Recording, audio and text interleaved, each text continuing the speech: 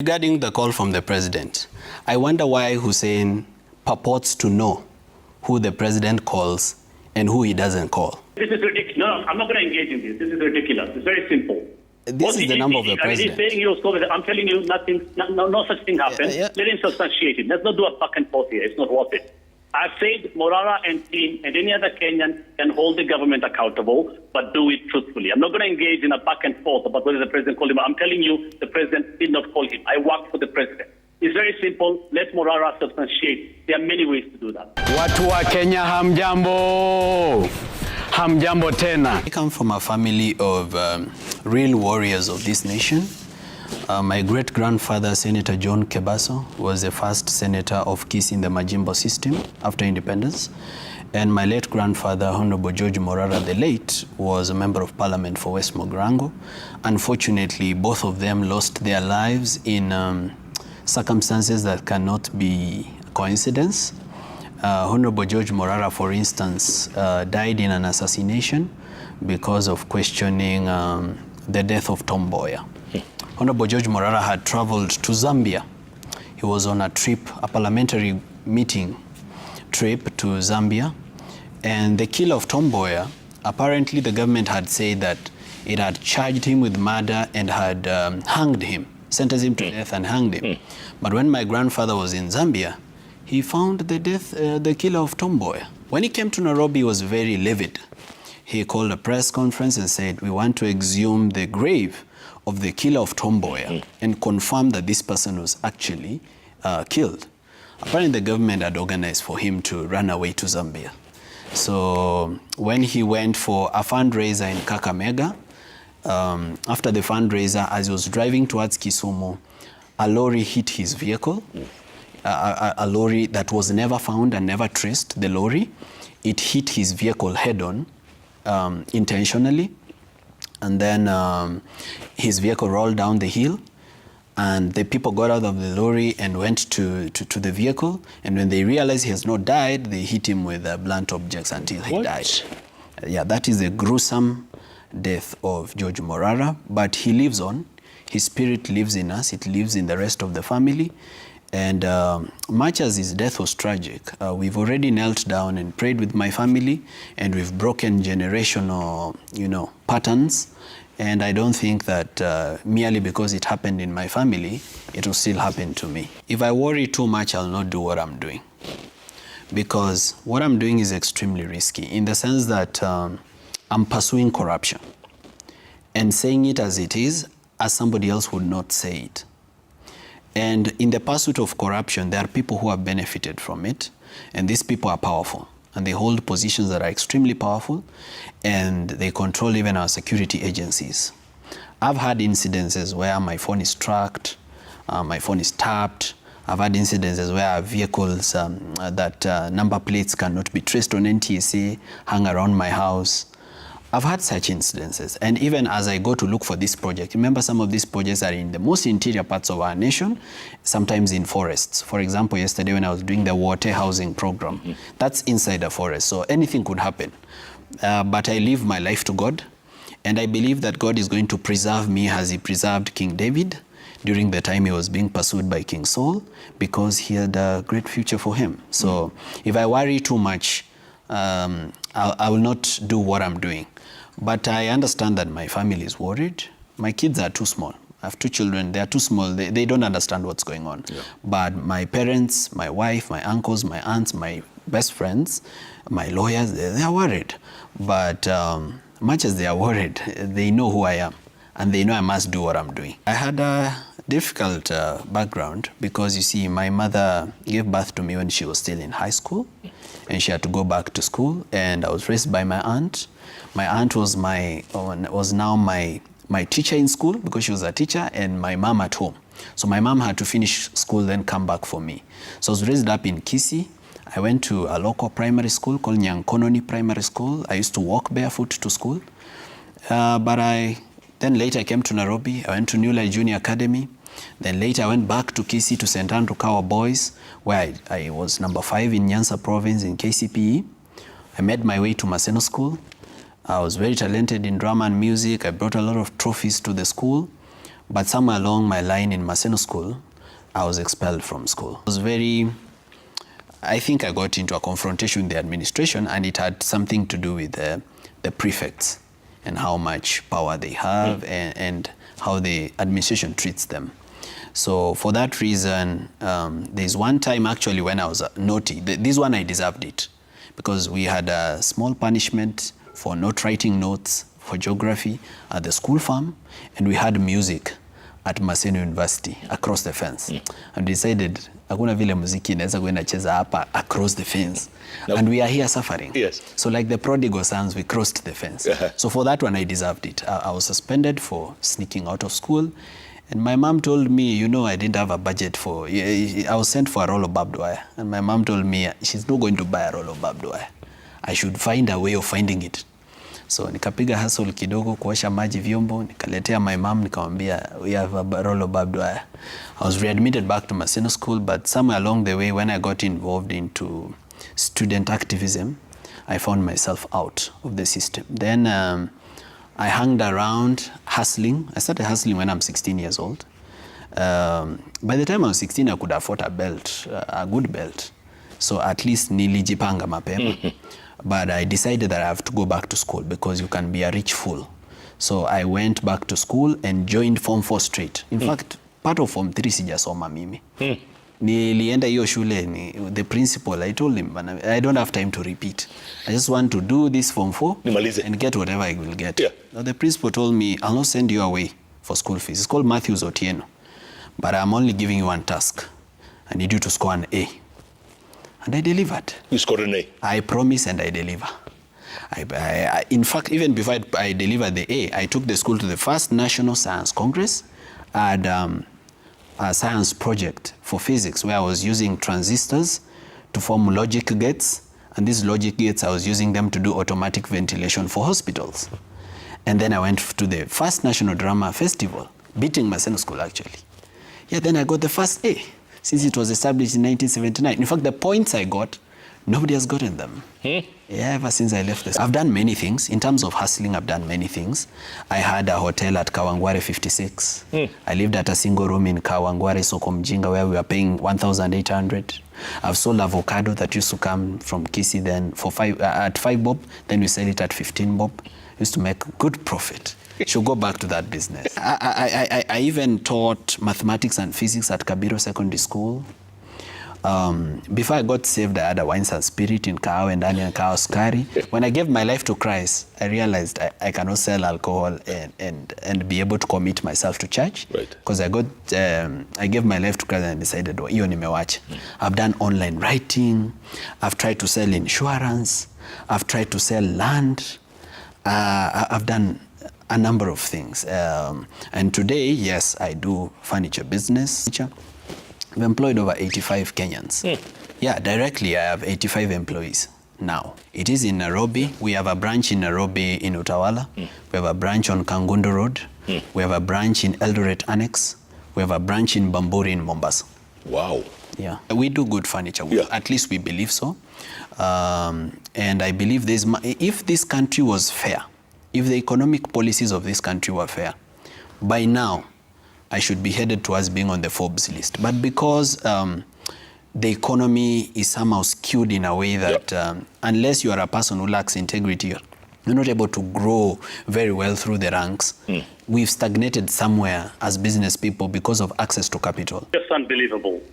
I mean, I wasn't following, but I was told about this. I'm just shocked at what the gentleman, Morara, is saying. I wonder why he would lie on national TV, that the president called him. I mean, it's ridiculous that I have to respond to this, but let me do it because you, Jeff, you're my friend. We work together, but you let it happen on TV as well, on national TV. So, for the record, such a call never happened. It's a figment of his imagination. But what is more shocking, Jeff, is that you can allow anyone to come on TV and tell you such a thing without demanding any proof or substantiation, and you just buy it, hook, line, and sinker. I mean, all you should have done, at the very least, is say that that is, or those are his words, and it's an alleged claim from him, not just to accept and say that, okay, the president called him. Anybody can say that. Many people say that. what Morara and many Kenyans are doing is good, by the way. Morara, what you are doing is very good. It's part of accountability, and the president welcomes this. That is what democracy is all about. Okay, but let me just say that even as we talk about democracy and we hold the government accountable, it is important that we do it truthfully. Right. I said this before, Jeff. I said this before. I responded to Morara before, and it's actually just reiterating what is in the Kenya Kwanza Manifesto, that the president promised to complete stalled projects, including roads. That is what he is doing. All these examples that are being floated of these projects, the roads and projects that were being launched, and most of them you'll see were launched or whose construction was supposed to begin or began way before President Ruto assumed office. The mess was back then. The question is, why did all this mess happen back then? Okay, but as a responsible president, President Ruto is doing what ought to have been done, and he's doing it now because he promised and he will do it. All right. And again, I reiterate that he welcomes all those holding the government accountable to do so vigorously, but also truthfully. It's a citizen claiming to have been called by the president. Let him substantiate it. You just don't accept it and then you say it's a he said, she said thing. Well, when it comes to truth, so far, my record speaks for myself.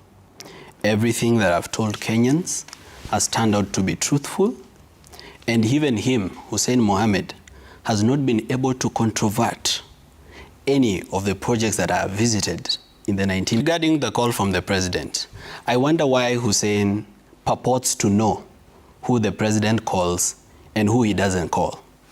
I have the number of the president here. I'd like her to call the president and ask him. This is ridiculous. No, I'm not going to engage in this. This is ridiculous. It's very simple. This is the number of the president. He's saying he was called. I'm telling you, no such thing happened. Let him substantiate it. Let's not do a back and forth here. It's not worth it.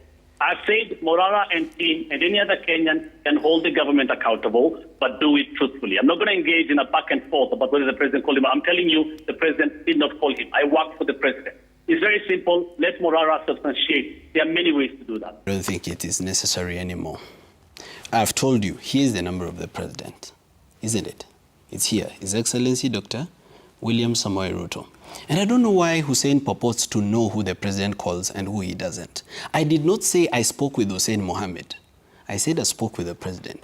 But that set aside, all right? Whether we spoke with the president or didn't speak with him, the focus right now is why does the president lie that he has launched this project, it's going to happen, and it never happens. Between me and the president, who is a liar? Because the president is the same person that promised the people of Mbeere North that they're going to have a KMTC, which they do not have to date. The president is the same one who said he will cut his advisors by 50%, but never did so. The president is the same person that said there will be no harambes in church, and he lied. The next weekend, he was at a harambe in church. He is the same person that said he has set aside 18.7 billion for JSS teachers to be hired permanently. It now turns out it was a lie. So now, between myself and them, who would be lying? I will not continue this conversation. I respect you and I respect Morara. It's very simple. A lot of Kenyans have the president's number, by the way. Let Morara substantiate that the president called him. Let's not look at other sideshows, because he's lying and he's running away from the question. Can he substantiate? It's that simple. Jeff, I'm asking you, the onus is on Morara to substantiate. He said he was called. So can he prove that he was called? Jeff, will you allow anybody in Kenya to just walk into your studio and say he was called by the president and you just believe it? I have been a journalist. You have to ask him to substantiate that. It's not about being happy. It's about saying the truth, Jeff. It's about saying the truth, and it's about anybody who wants to hold the accountable doing it, the government accountable doing it truthfully. It's about the media doing what is right. It's that simple. All you have to do at Citizen TV or Joseph.K, who's my friend and I respect, and maybe after this call you and I will laugh again together. But, yes, it's a claim. Let it be a claim that he was allegedly called. It will not be like a fact. That's the problem. One more time, Morara, we love what you're doing. Keep up what you're doing, but do it truthfully. Don't lie. All right. I've said this before and I'll say it again. And all those projects you're saying, look at the date when they began, and here is a responsible president completing projects that were stalled. You should ask, what really happened? Why were all these projects being launched? And then midway or just a month after the launch, all those years back, before the president assumed office, why were they stalling? There was a problem, a fundamental problem. Okay? But the president is doing what is right now, is completing those projects because he promised to complete them. On the Harambee thing you're talking about, the president made a suggestion in State House. He went, yes, to a church, and no Harambee was done, Morara. The people talked about the church, and the president proposed that he can help finish build a church. That is not, I mean, you can donate your money. That is not Harambee. You know what a Harambee is? It's actually the public coming together and raising money together and announcing, I'm giving this amount, I'm giving this amount, I'm giving this amount. So let's do this thing truthfully. But Morara, we have nothing against you. We love what you're doing, and many Kenyans, but do it truthfully. Thank you, Jeff, and thank you, Morara. I'm so sad that they have an honest man lying for them. This is the number of the president. You can send him 10 bob on M-Pesa and see whether the name is William Ruto. I mean, here it is. Okay, I don't think it's appropriate for me to start saying the number of the president. According to me, it's not really about whether the president called me or didn't call me. Yeah, as I told you, much as the call was there, and much as whatever we discussed, out of respect, I said, I'm not going to say what the president told me, because whatever the president tells you is in strict confidence, and you need to respect his privacy. Sure. So for that reason, I'm not going to pursue that matter further. What I'm going to say is, let them controvert everything that I'm showing Kenyans about the projects they've been launching, because those tombstones have the name His Excellency Dr. William Ruto on them. Some of them, he's launched them when he is president. He wants to put across a lie that something happened along the way. And I know where he's coming with that lie. He wants to say is when he was deputy president and maybe he was being frustrated and so on and so forth. Yeah. What about these ones that I'm talking about, which happened when he is president, all right? And what is the president's willingness to fight corruption? Because you see, as long as we have a corrupt president, we cannot have a country that will end corruption. Because we'll receive a PR exercise on TV that the president is interested in fighting corruption when the president himself is corrupt. In Nyandarua County, Captain Demi, Wanjohi, Kwamatu, Geta, Kahuruko, Ndunyunjeru Road, His Excellency Dr. William Samoei Ruto launched that road on the 26th of November 2018. He came back there on the 6th of April 2023 and launched it again. The same thing. 4.4 billion Kenya shillings he allocated to it. Why launch the road twice and never work on it? 4.4 billion Kenya shillings he allocated to it. Why launch the road twice and never work on it? And it's still not complete. Yeah, I just saw this morning, yesterday, the member of parliament say that the contractors have come back on site miraculously after I spoke. I'm happy it's working. It means I'm doing my job as the leader of opposition. My job is not to praise the government. It is Hussein's job to praise the government. My job is to make sure that the government is doing its job. They need more of me. And as you've seen, my students have been doing well. I encouraged Kenyans, go to the nearest project that is near your village, look at it, make sure that it is being done up to standard, or if it is stalled, record it and send it back. I'll retweet it for you.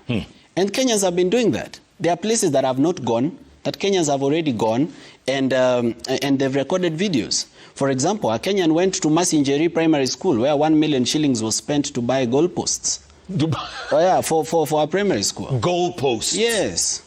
A Kenyan went to the Lower Nzoia irrigation project, phase 1, which was launched by President William Ruto on the 7th of June 2019. And let's not bring this amorphous conversation that the deputy president had no real influence in the government. The deputy president was the deputy president constitutionally. You cannot say government stopped running because the deputy president was in any disagreement with any politician. Government projects were still running in every ministry. We just have a president that lies. He cannot escape any opportunity to lie to Kenyans. Recently, there was an opportunity to lie about university funding, and he could not let the minister lie. He had to take it up for himself and lie and say that he received a HELB loan in 1987 when actually HELB itself was constituted in the 1990s. He just can't help it. The president's word should mean something to the people of Kenya. The president's word should mean something. It should be valuable. When the president tells you, I will do, it should be law.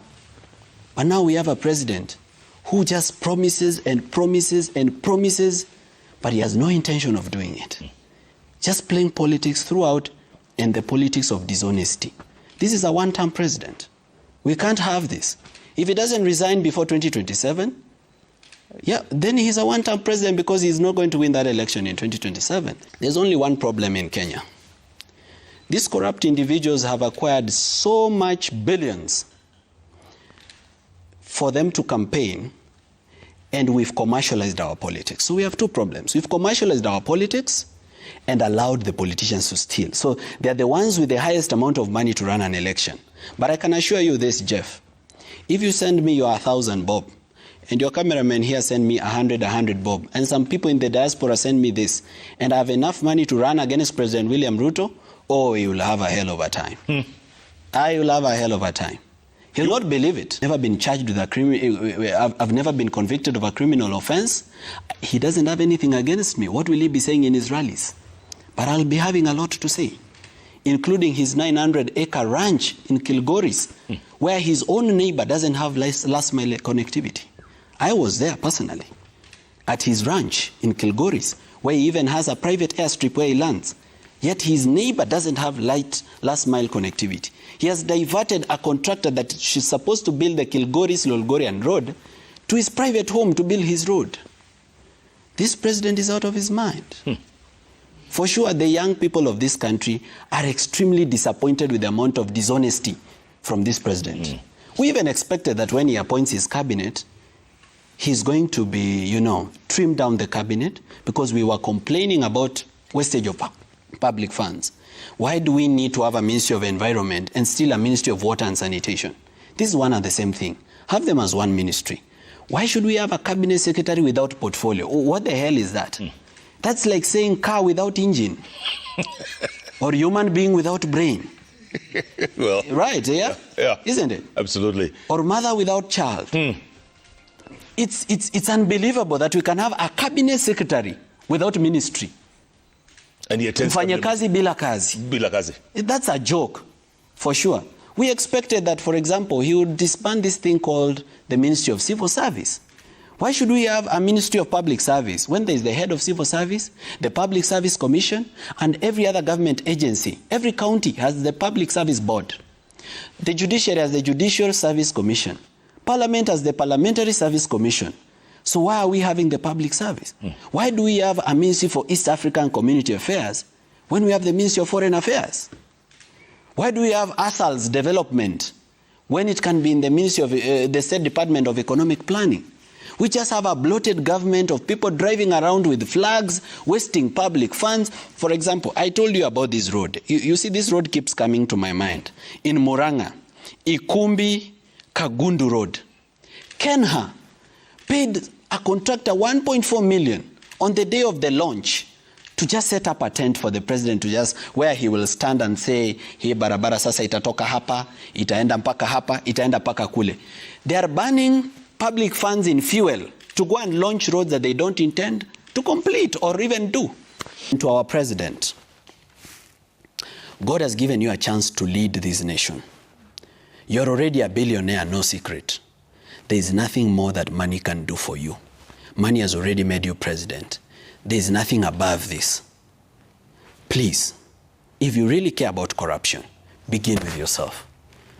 Call yourself into a meeting and ask yourself, would you like to continue being a president that leads in corruption or that leads in development? And as a president, your word should mean something.